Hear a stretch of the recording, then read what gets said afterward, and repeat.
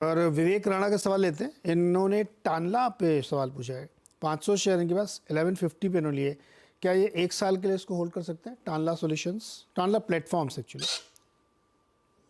तो मेरे हिसाब से यहाँ थोड़ा कॉशियस रहिए तो बेहतर रहेगा, क्योंकि वीकली चार्ट पे भी रिवर्सल के साइन देखने को मिले हैं। लोअर टॉप लोअर बॉटम बनने लगे हैं। 200 वीक मूविंग एवरेज के आसपास स्टॉक ट्रेड कर रहा है।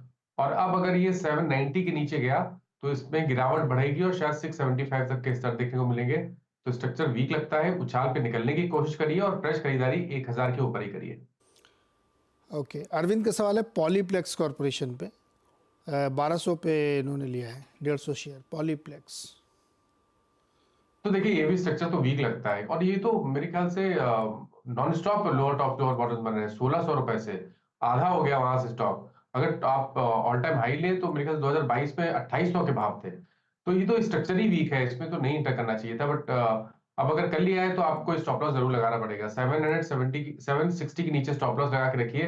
अगर उससे पहले कोई उछाल मिले तो निकलने की कोशिश करनी है जहां तक आप लॉस बेयर कर पाए, और फ्रेश खरीदारी 1000 के ऊपर ही करिए।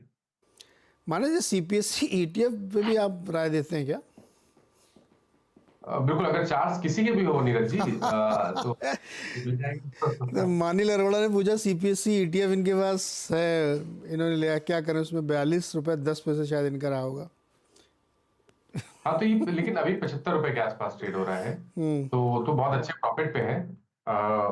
मेरे ख्याल से एक बार प्रॉफिट बुक कर ले, थोड़ा प्रॉफिट बुक कर ले, एटलीस्ट 50% प्रॉफिट बुक करके 50% पे स्टॉप लॉस लगा के रखे। 69 के नीचे जाए तो आपको पूरी लॉन्ग पोजीशन से निकलना पड़ेगा।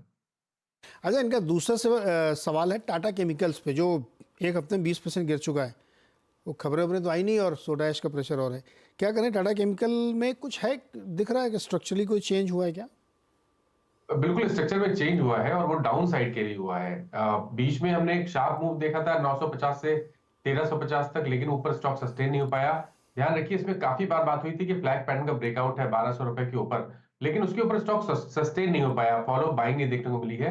और जो पहला ट्रिगर था जहां पर सेल आया था वो 1150 के आसपास का भाव था। उसके बाद से अब ये गिरावट देखने को मिल रही है। और अब अगर ये 200 मूविंग एवरेज जो कि 1024 है उसके नीचे गया तो वापस रिविजिट करेगा ये 950 के स्तर को। तो कॉशियस रहिए। स्टॉप लॉस आपको 1024 के नीचे जरूर लगाना है। 1024 नीचे स्टॉप लॉस लगाइए। चेतन जी बहुत दुखी हैं, वो कह रहे हैं कि और कितना नीचे गिरेगा? हमारा पोर्टफोलियो तो 1.5 लाख रुपए माइनस में आ गया है। हाँ, इनके लिए क्या तो रेमेडी है? देखिए, ये तो देखिए सबके पोर्टफोलियो की यही हालत है। तो थोड़ा अगर आप इन्वेस्टर हैं तब तो मेरा समझना है कि फंडामेंटली आप स्टॉक्स को चेक कर लीजिए। जहां पर आपको लगता है कि फंडामेंटली स्टॉक स्ट्रांग है वहां पर बने रह सकते हैं। लेकिन जहां पर वीक लग रहे हैं स्टॉक, या जहां पर फंडामेंटल्स वीक है, स्ट्रक्चर वीक है, वहां पे तो बिल्कुल निकलना ही चाहिए। क्योंकि मिड कैप और स्मॉल कैप में अभी भी ये नहीं लग रहा है कि यहाँ पर कहीं पर थमने की कोशिश होगी। मेरे ख्याल से मिड कैप और स्मॉल कैप में गिरावट अभी और बढ़ेगी। और अगर आप ये मान के चलिए कि निफ्टी में यहाँ से 500-600 पॉइंट का क्रैक देखने को मिला तो मिड कैप और स्मॉल कैप में ज्यादा गिरावट देखने को मिलेगी। तो बहुत कॉशियस रहिए और अपने जो वीक स्ट्रक्चर है वहां पर निकलने की कोशिश करिए।